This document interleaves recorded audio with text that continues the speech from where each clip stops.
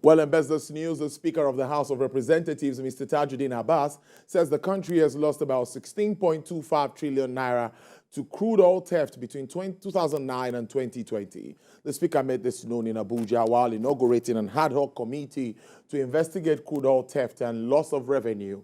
Mr. Abbas said the menace of crude oil theft has drastically hampered the country's oil production growth, with Nigeria losing between 5 and 30% of daily crude production.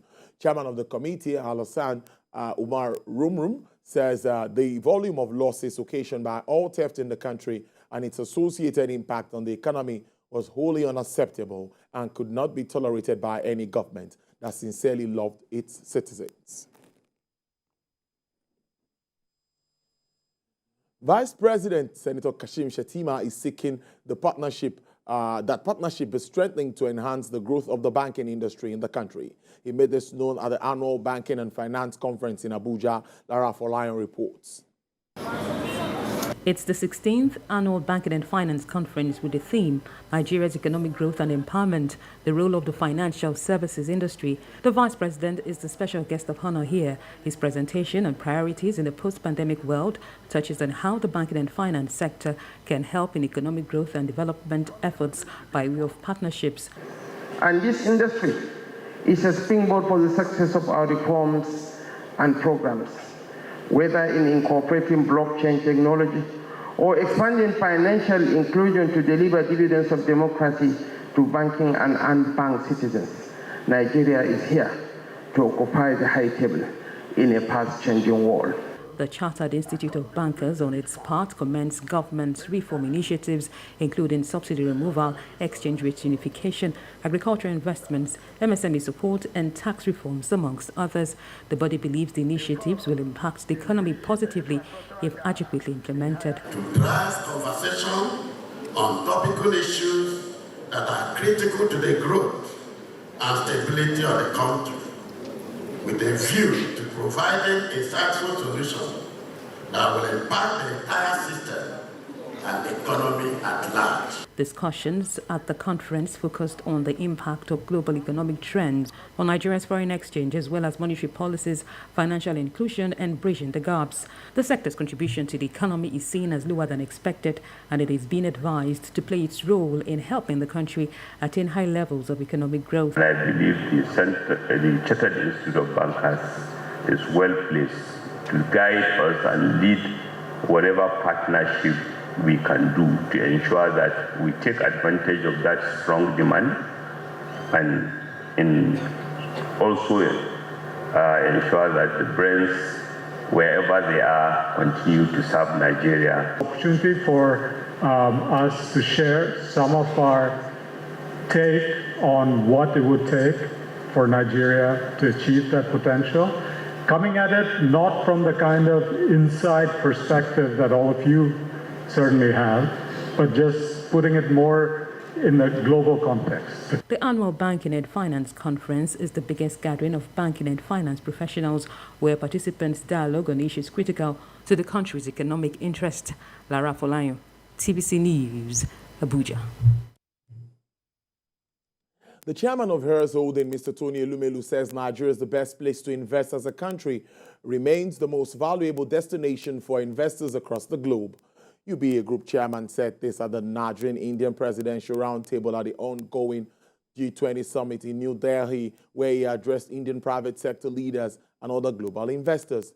He assures investors of their returns on investment made in the country, that Nigeria is one of the best bet anyone can ever make, citing Nigeria's success in all countries of the world. Mr. Tony Elumelu is the co-chair of the G20 Business Council in India and amongst the 38 private sector leaders who accompanied President Bola Tinubu to attend the summit. The Association of Nigerian Licensed Customs Agents has finally elected its National Executive Committee members after 5 years of internal crisis. In the election conducted by the association's Electoral Commission, Mr. Emenike Nwokeji emerged as the national president, while Mr. Segun Oduton emerged as the national vice president. Members of the board of trustees of the association, as well as members of the Custom Consultative Council, supervised the election process.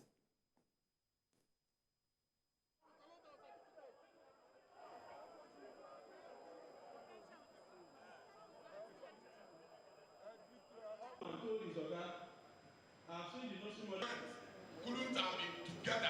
I have seen as the leader of this. We've been on it for the past 5 years. All the agencies have been waiting for this election.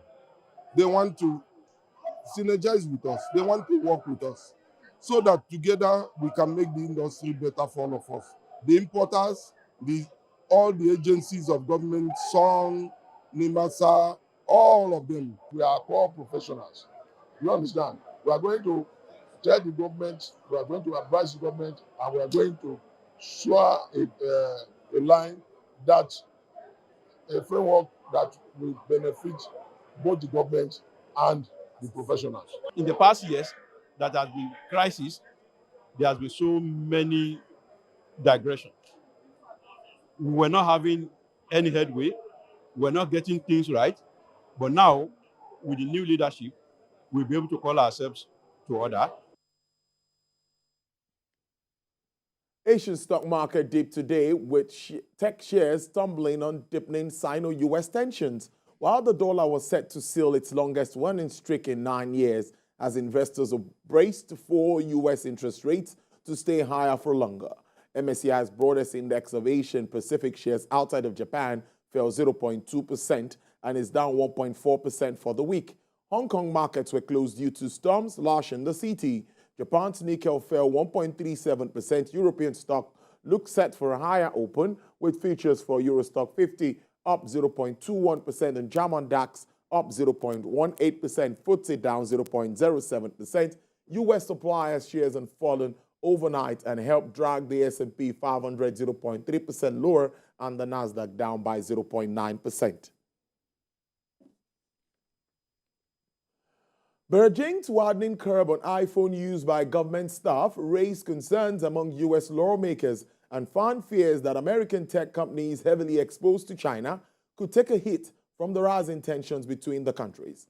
Apple closed down 2.9% yesterday and suffered its worst two-day percentage decline since November after news that Beijing had told employees at some central government agencies in recent weeks to stop using their Apple phones at work.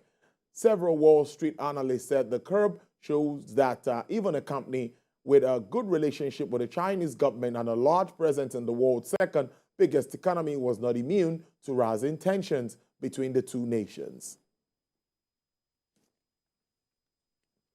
Walmart is changing the hourly starting wage structure for entry-level store workers as companies seek to reduce costs in a slowing job market. According to Walmart spokesperson Annie Hatfield, the change means that store workers, including cashiers, personal shoppers, stockers, self-checkout helpers, and associate marketing departments such as sporting goods or electronic, will all receive the same hourly starting wage that are paid at the store instead of different levels previously.